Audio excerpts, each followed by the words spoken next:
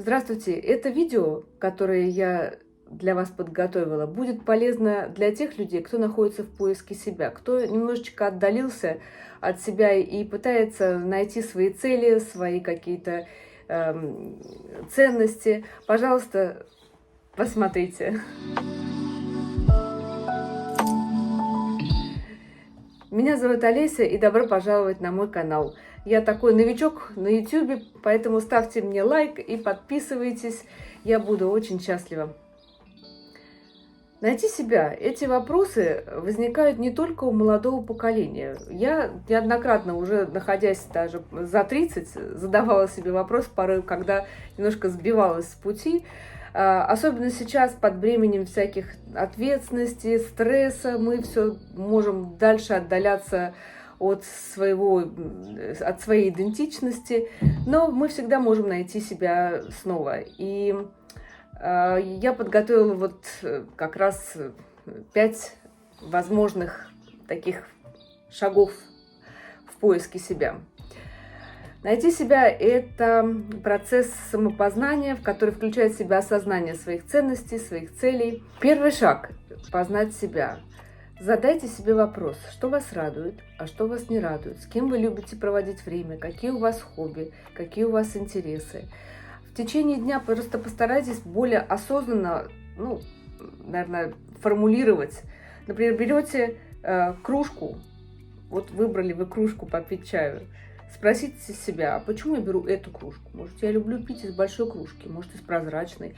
И таким образом, каждый раз задавая себе вопрос, зашли в душ, отрегулировали себе воду, которая для вас приятна. Я люблю горячий душ. Чем больше вы ответите себе на эти вопросы, тем вы лучше себя познаете. Помните, как у Высоцкого петь? Я не люблю, когда стреляют в спину. В общем, примерно такую же песню нам нужно создать о себе.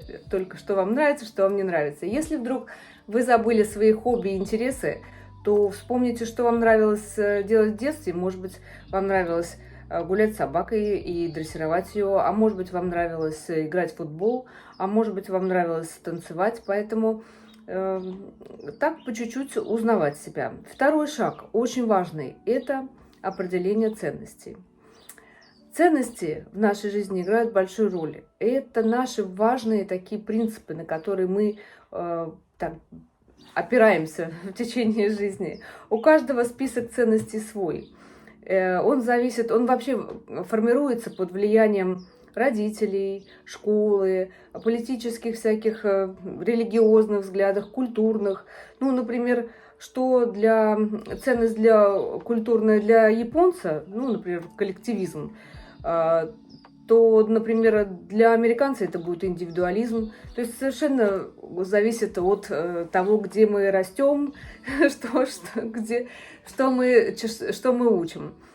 Ценности могут меняться со временем, это тоже, в общем, нормально. Есть такой психотерапевт и автор книги «Ловушка счастья», его зовут Расс Хэрис.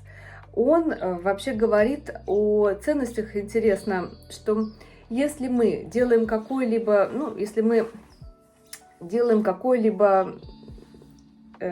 принимаем какое-либо решение, какое-либо действие, то мы идем либо навстречу наших ценностей, либо мы идем от наших ценностей. То есть, в принципе, любое наше решение, если мы знаем ценности, мы себя спросив, это я иду к своим ценностям или я иду от них, то тем самым мы можем принимать решения и не жалеть о них. То есть, понимая о том, что нет, я сейчас поступаю так, потому что это мои ценности. И это очень позволяет нам иметь такую достаточно хорошую связь с самим собой, почему мы так делаем. То есть, подведя итог о ценностях, ценности – это наш компас, который нам позволяет двигаться в нашем направлении.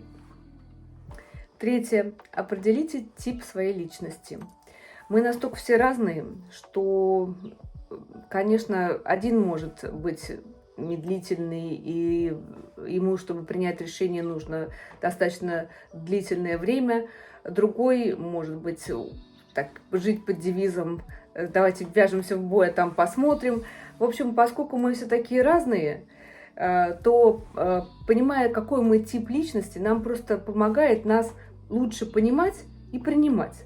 Поэтому я когда с мужем разговариваю, говорю, мы бы никогда с тобой, если бы работали в кафе, не могли бы поменяться нашими должностями. Если бы мы работали бы в кафе, он бы был бы баристой, а я была бы официанткой, потому что мы совершенно разные типы личности. Различные существуют тесты, их множество, они все время как-то пополняются, дополняются.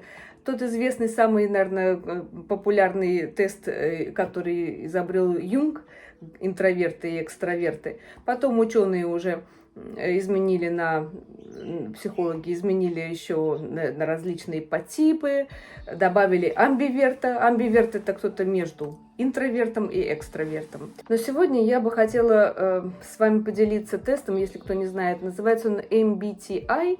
Это Myers-Briggs тест, который применяется во всем мире при устройстве на работу, который позволяет понять, подходит этот тип личности для той или иной позиции или нет.